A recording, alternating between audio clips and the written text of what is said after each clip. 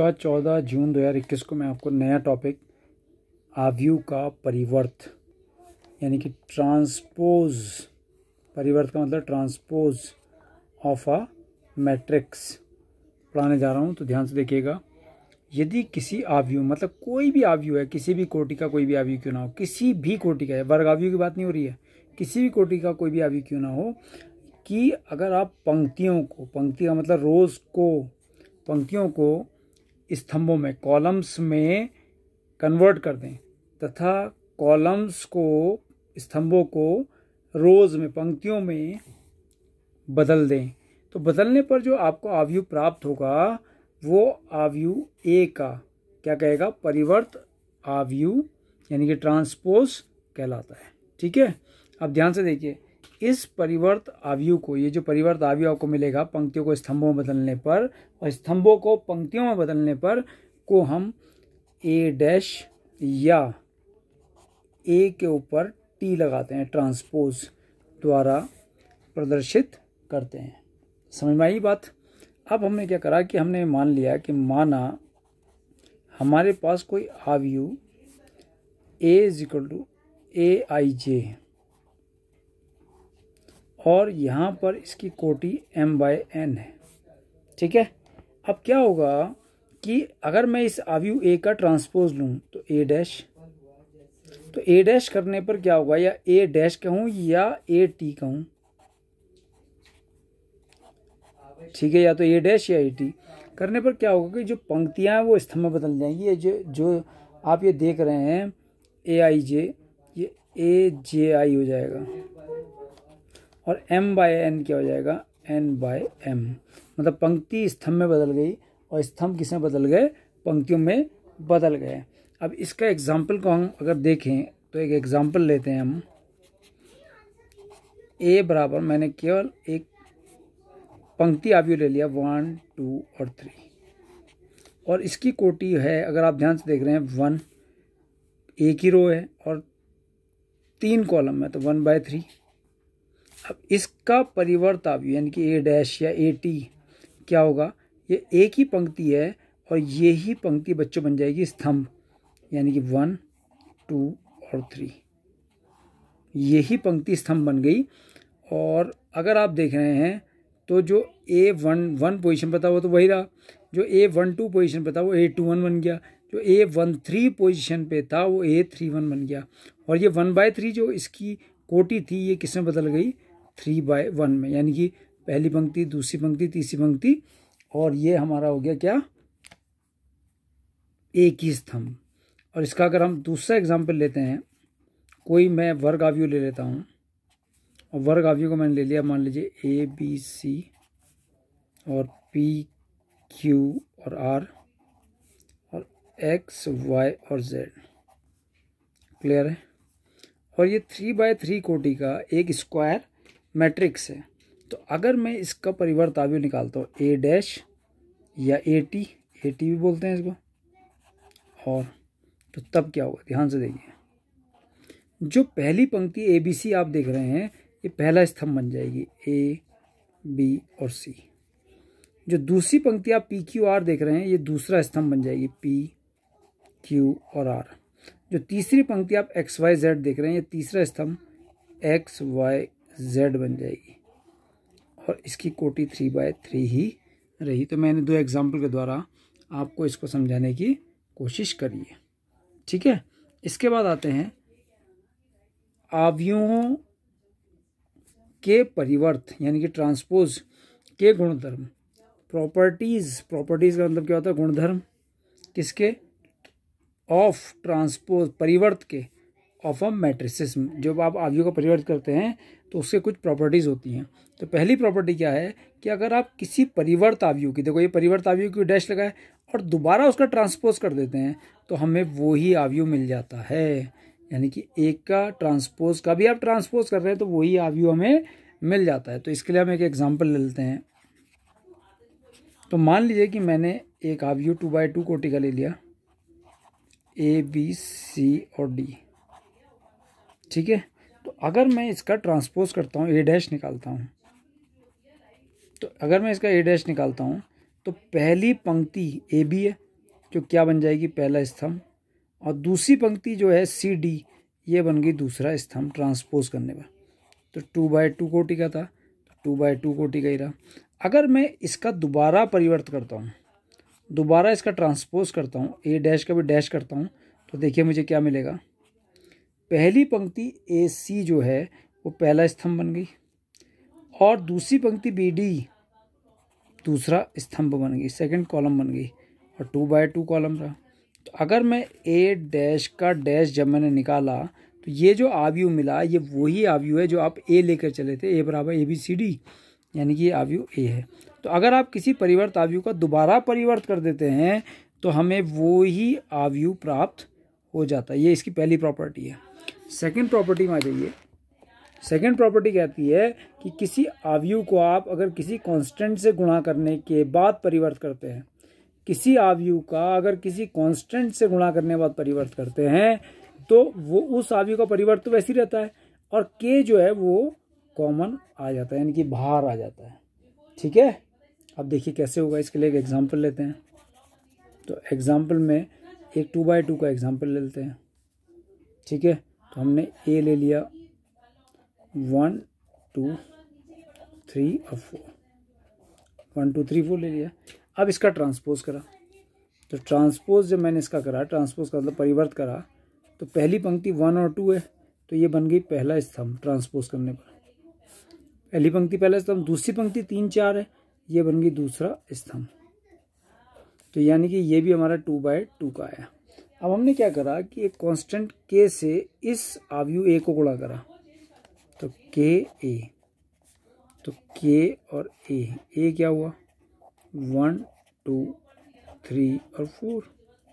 अब आपको पता है जब किसी अदिश के साथ, किसी कांस्टेंट के साथ किसी आव्यूह गुणा करते हैं तो हमें क्या मिलता है कि उस आव्यूह के प्रत्येक अवयव की उससे गुणा जाती है। तो के 2k 3k और 4k। क्लियर? तो ये के ए की वैल्यू आ गई। अब इस के ए का मुझे ट्रांसपोज करना है। क्या करना है? इस के ए का ट्रांसपोज, यानी कि के ए का परिवर्त करना है। तो के ए का परिवर्त बराबर क्या हो गया? तो जब मैं के ए का परिवर्त करूँगा तो पहली पंक्ति बन जाएगी पहला स्तंभ, तो के और 2k, तो कहाँ गया? पहली पंक्ति पहला स्तंभ के 2k, और दूसरी पंक्ति 3k 4k है, ये बन गया 3k एंड 4k। समझ में आई या नहीं आई बात? ठीक है, अब हमने क्या करा, के ए डैश की वैल्यू हमारी इतनी आ गई। अब हमें क्या करना है, राइट हैंड साइड में क्या है कि आप इस के को इस परिवर्त आव्यूह से क्या कर दीजिए, गुणा कर दीजिए। तो RHS देखो, RHS क्या है, के और ए डैश। तो के तो ऐसी कैसी, और ए डैश क्या है 1 3 2 4। अभी हमने निकाला था ए से ए डैश, तो ए से हमने ए डैश निकाला था 1 2 3 और 4। तो यहाँ इससे मैं मल्टीप्लाई करूँगा तो हर एलिमेंट से होगी के 3k 2k और 4k। ये किसकी वैल्यू आई? के ए डैश की। और देखो के ए का होल डैश, के 3k 2k 4k, के 3k 2k 4k किसके बराबर आ गया? के ए डैश के। तो इसका मतलब क्या हुआ? सो के ए का होल डैश बराबर होता है के ए का डैश। ठीक है, यानी कि इस कांस्टेंट का के साथ चाहे परिवर्त कर लो या बिना कांस्टेंट कर लो, बात एक ही होती है, के भारी रहेगा। थर्ड प्रॉपर्टी बहुत इंपॉर्टेंट है और इस पे सवाल आते हैं। ए प्लस बी का होल डैश बराबर होता है पहले वाले का डैश, पहले वाले का परिवर्त आव्यूह का, और प्लस दूसरे वाले आव्यूह का परिवर्त। पहले तो दोनों का ब्रैकेट में परिवर्त है, यानी कि दोनों का योग करने के बाद, दोनों का एडिशन करने के बाद परिवर्त। ट्रांसपोज किसके बराबर होता है? दोनों के परिवर्तों के, दोनों आव्यूहों के परिवर्तों के योगफल के बराबर होता है। तो इसके लिए एक एग्जाम्पल इसको समझ लेते हैं। लेट ए बराबर, तो ए बराबर हम ले लेते हैं 1 2 3 4, और बी बराबर हम ले लेते हैं 2/2 मैट्रिक्स ले लिया मैंने, 3 4 5 6। ठीक है, अब अगर आप ध्यान से देख रहे हैं तो यहाँ से मुझे ए डैश क्या मिला, ए से पहली पंक्ति पहला स्तंभ 1 2, दूसरी पंक्ति 3 और 4 वाली बन गया दूसरा स्तंभ। ऐसी यहाँ पर बी डैश क्या मिला, पहली पंक्ति 3 4 है, ये पहला स्तंभ बन गया 3 4, और दूसरी पंक्ति 5 6 है, दूसरा स्तंभ बन गया 5 और 6। ठीक है, अब सबसे पहले हम अगर लेफ्ट हैंड साइड को देखें तो लेफ्ट हैंड साइड है हमारी a प्लस बी का होल डैश। तो पहले तो हम a प्लस बी निकालते हैं। ठीक है, तो a हमारा क्या है 1 2 3 4, 1 2 3 4, प्लस b क्या है 3 4 5 और 6, और इन पर क्या लगा हुआ है, डैश लगा है। ठीक है, ऐसे लिखा है LHS। तो यहाँ पर हमने क्या करा कि ब्रैकेट तो वही चला, इन दोनों आवियों को जोड़ दिया। तो दोनों आवियों कब जोड़ सकते हैं, जब उनकी कोटि समान हो। तो इसकी कोटि भी 2/2, इसकी कोटि भी 2/2। तो करस्पॉन्डिंग एलिमेंट्स यानी कि 1 और 3 4 हो गया, 2 और 4 6 हो गया, 3 और 5 8 हो गया, 4 और 6 10 हो गया। अब आपने क्या करा, इसका डैश लगा दिया।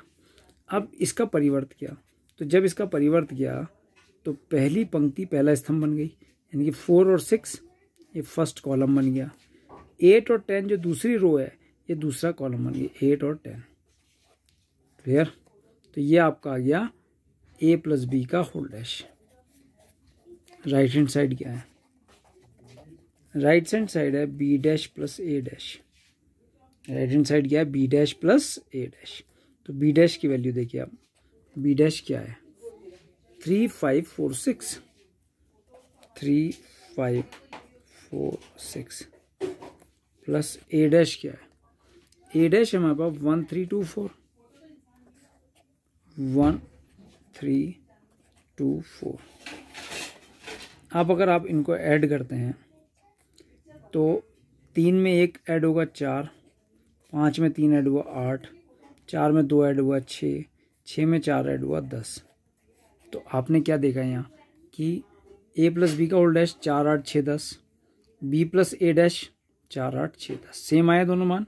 तो क्या लिख देंगे, इसलिए सो a प्लस बी का होल डैश बराबर b dash plus A dash. अब लास्ट प्रॉपर्टी पे हम बच्चे की जा रहे हैं, और ध्यान से देखिएगा कि लास्ट प्रॉपर्टी पे ही सबसे ज़्यादा सवाल आते हैं। और प्रॉपर्टी क्या है कि ए बी का होल डैश बराबर होता है बी डैश ए डैश। और देखिए लास्ट में जो आप देख रहे हैं राइट हैंड साइड में, पहले कौन है, बी डैश है। पहले दोनों के गुणा करेंगे, उसका परिवर्त करेंगे, और फिर यहाँ पर क्या पहले परिवर्त होंगे फिर उनकी गुणा होगी। ठीक है, तो इसको हम कैसे समझेंगे, ध्यान से देखिए। इसके लिए एक एग्जाम्पल लेते हैं। मान लो मैंने a बराबर ले लिया 1 2 और 3। अगर इसकी कोटि देखें तो 1/3, और b बराबर मैंने ले लिया 4 5 और 6।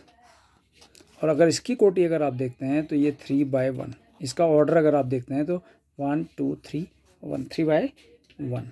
यहाँ से अगर आप a डैश निकालते हैं, इसका ट्रांसपोज करते हैं, तो एक पंक्ति और यही पंक्ति क्या बन गई, स्तंभ बन गई 1 2 और 3, और इसकी कोटि बदल के हो गई 3/1।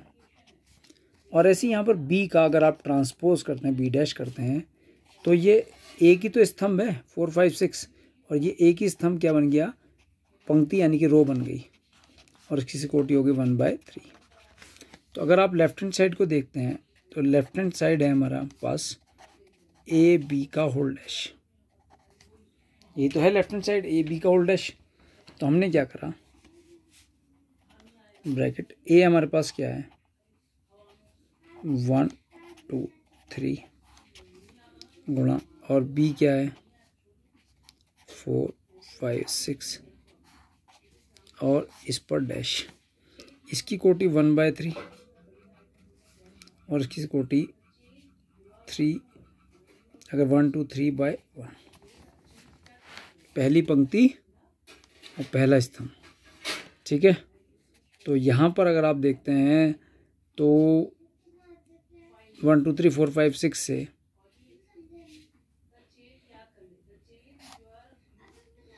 गुणा करेंगे तो यहाँ पर आवियों में क्या आएगा, 1 चौक 4, 2 पंजे 10, 3 छंग 18। 1 बाय 1 कोटि का ही मिलेगा ए और बी में।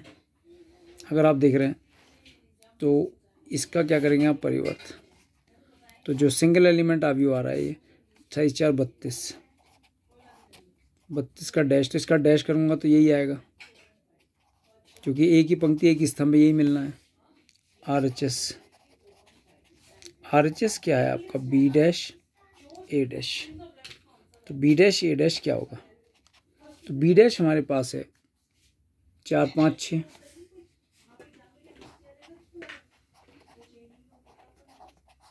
और A डैश क्या है,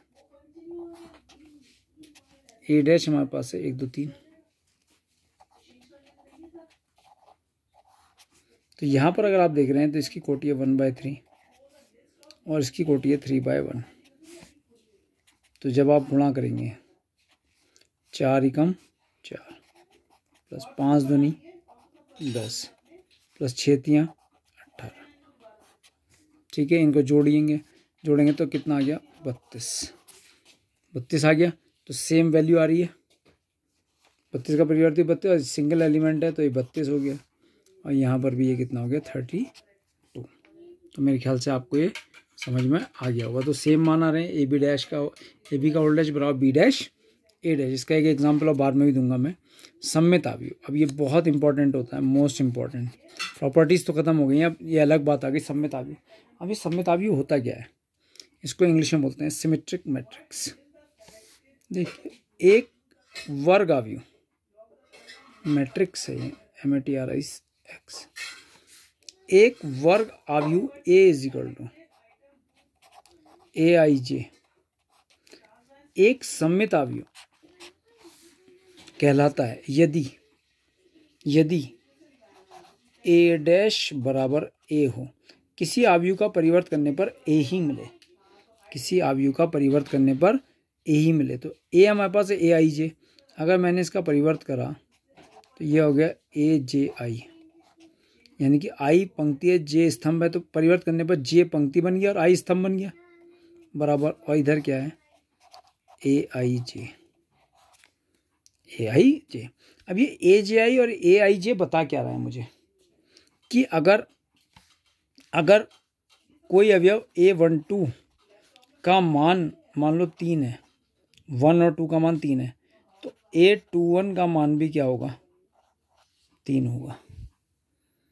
A12 का मान अगर 3 है तो A21 का मान भी कितना होगा, 3 होगा। समझ में आई बात। अगर A13 का मान 4 है, 13, तो A31 की वैल्यू भी कितनी होगी, 4 होगी। तो अब इसको एक एग्जाम्पल से समझते हैं। तो जो एग्जाम्पल मैं आपको बता रहा हूँ उसको ध्यान से समझिएगा। एग्जाम्पल बहुत ध्यान से, बहुत आसान होता है ये। A बराबर आव्यूह, ठीक है। सबसे पहले आप क्या करेंगे कि इसका मुख्य विकर्ण लिख लेंगे। मान लो मैं 3 बाय 3 कोटि का एक आव्यूह लिख रहा हूँ, तो मुख्य विकर्ण लिख लेता हूँ उसका 1 2 और 3। सबसे पहले मुख्य विकर्ण लिख लिया। अब वो कह रहा है कि A11 पोजीशन में 1 है, A12 पोजीशन पे एक एलिमेंट रखो आप। तो A12 पोजीशन पे मैंने रख दिया, मान लीजिए 4। क्या रख दिया, 4। तो A12 पोजीशन पे 4 आया, तो मैं अभी क्या बता रहा था, A21 पोजीशन पे भी कौन आएगा, 4। ये A21 पोजीशन है। A13 पोजीशन पे मान लो 6 है, तो A13 पर 6 है, तो A31 पर कौन होगा, 6। अब देखो ध्यान से, बहुत ध्यान समझना, ये कौन सी पोजीशन है, A23। मान लो A23 पोजीशन पे 5 है, A23 पोजीशन पे, तो A32 पोजीशन पे भी क्या होगा, 5 होगा। तो कहने का मतलब मैं आपको क्या बता रहा हूँ कि ये जो मुख्य विकर्ण आप देख रहे हैं, ये जो आप मुख्य विकर्ण देख रहे हैं ना, तो मुख्य विकर्ण से जो समदूरस्थ यानी कि बराबर दूरी पर जो एलिमेंट हैं वो एक जैसे हैं, 4 6 5। समझ में आ रही बात। तो अगर आप इस ए अवयव को जो मैंने लिखा है इसका परिवर्त करके देखो आप, ए डैश, कि आपको ए मिलता है या नहीं मिलता। पहली पंक्ति 1 4 6 क्या बन गई, पहला स्तंभ 1 4 6। दूसरी पंक्ति 4 2 5 दूसरा स्तंभ 4 2 5 बन गई। दूसरी पंक्ति दूसरा स्तंभ बन गई। तीसरी पंक्ति 6 5 3 तीसरा स्तंभ बन गई 6 5 3। अब आप देखिए कि ए डैश बराबर ए आया या नहीं आया। देखो एक वही आ रहा है, सेम, बिल्कुल सेम है या नहीं है। तो ए डैश बराबर कितना आ रहा है, ए आ रहा है। ये तो मैंने लिखने का तरीका बताया था कि विषम वो सममित आव्यूह का आपको उदाहरण कैसे लिखना है। तो इससे हमें क्या पता चला कि सममित आव्यूह में क्या होता है कि मुख्य विकर्ण से जो समदूरस्थ अवयव होते हैं, जैसे 4 6 5 है ना ऊपर, तो नीचे भी क्या होंगे, 4 6 5 ही होंगे। तो मुख्य विकर्ण से समदूरस्थ अवयव समान होते हैं। तो क्या लिख देंगे हम सममित आव्यूह में, सममित आव्यूह में मुख्य विकर्ण से समदूरस्थ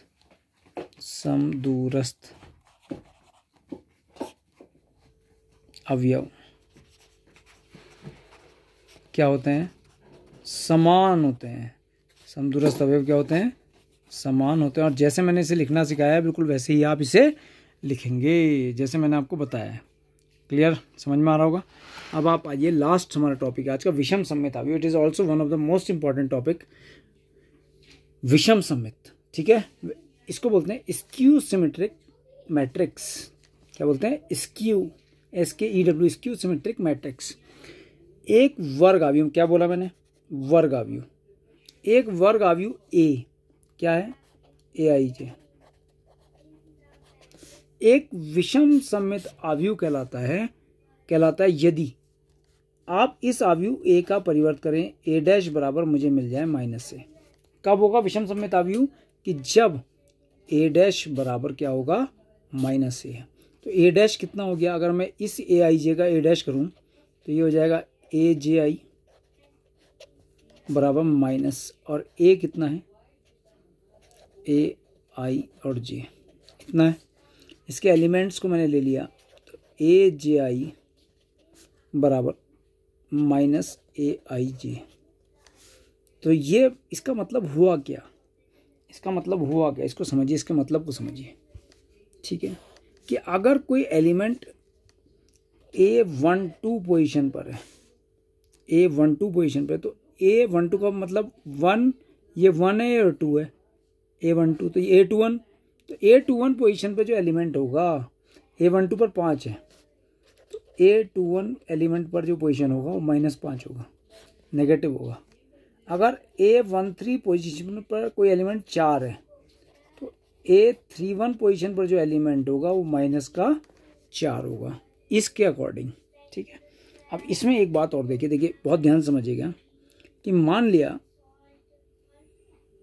for every value of I = J, यानी कि I और J के बराबर होने के लिए, तो जो AII पोजीशन पर होगा, यानी कि AII, क्योंकि J को हमने I लिख दिया, AII बराबर -AII, J को I लिख दिया, इस II को इधर लिया है, तो जब AII को इधर लाया तो ये 2AII हो गया, तो 2AII बराबर 0 हो गया, तो AII बराबर 0 हो गया, AII बराबर 0, और क्योंकि I बराबर J है, या AJJ बराबर 0, बात तो एक ही है।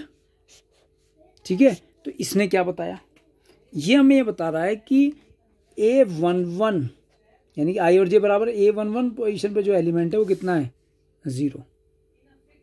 ठीक है, A22 पोजीशन पर जो एलिमेंट है वो 0 है, A33 पोजीशन पर जो एलिमेंट है वो 0 है। इसका मतलब क्या हुआ कि जो विषम सममित आव्यूह होता है उसके मुख्य विकर्ण का प्रत्येक अवयव 0 होता है। ये मुख्य विकर्ण का अवयव है ना, A11, A22, A33।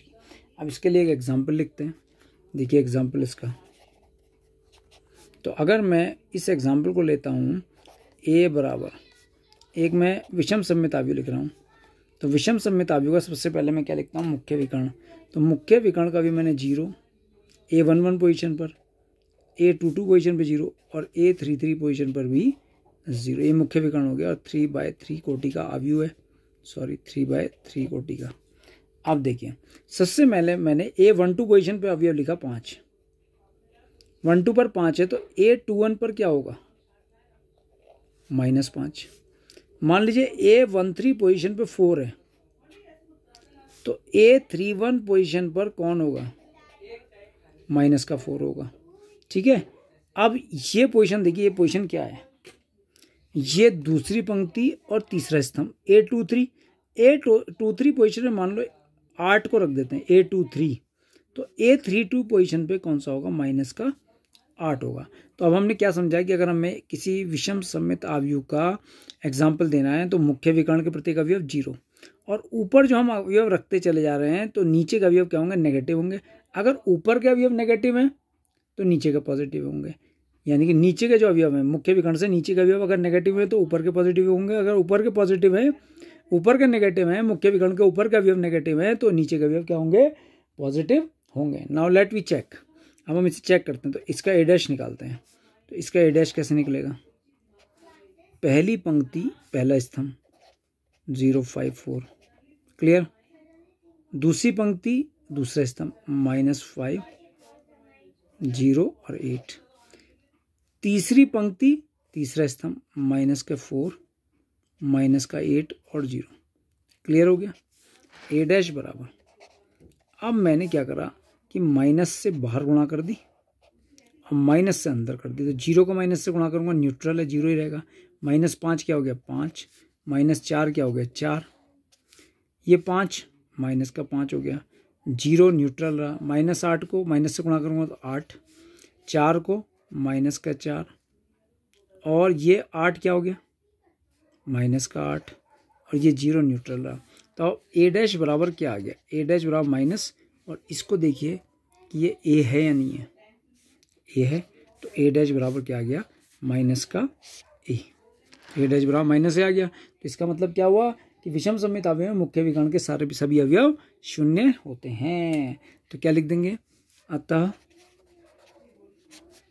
विषम सममित अवयव में मुख्य विकर्ण के सभी अवयव 0 होते हैं। इसके सारे अवयव क्या होते हैं, 0 होते हैं। एक एग्जाम्पल और अगर आप लिखना चाहते हैं तो मान लीजिए कि 2x2 मैट्रिक्स का लिख लेते हैं। तो ए बराबर हमने लिखा 2x2 मैट्रिक्स का एक वर्ग अवयव 2x2 है, तो सबसे पहला मुख्य विकर्ण के अवयव लिख दीजिए। अब देखो, अब हमने क्या लिखा है यहाँ पर, मान लो -3 लिख दिया A12 पोजीशन पर, तो A21 पर कौन होगा, +3 होगा। अब इसका परिवर्त करके देख लो, ए डैश बराबर पहली पंक्ति पहला स्तंभ 0 और -3, दूसरी पंक्ति दूसरा स्तंभ 3 और 0। ए डैश बराबर, अब आपको माइनस से अंदर गुणा कर दिया, माइनस से बाहर, ये माइनस कॉमन भी ले लिया, ऐसे भी कर लीजिए, दोनों ही काम हो जाएंगे। -0 को माइनस से गुणा करूँगा तो 0, ये -3, इस -3 को गुणा करा तो +3, इस 0 न्यूट्रल, तो ये आ गया ए डैश बराबर -ए। तो अब हमें क्या पता चला इससे कि जो अवयव ए है वो विषम सममित अवयव है। तो ये आपकी आज की थ्योरी मैंने ख़त्म कर दी है, इसको आप अच्छे से समझ लेंगे और अपनी कॉपी में नोट्स बना लेंगे।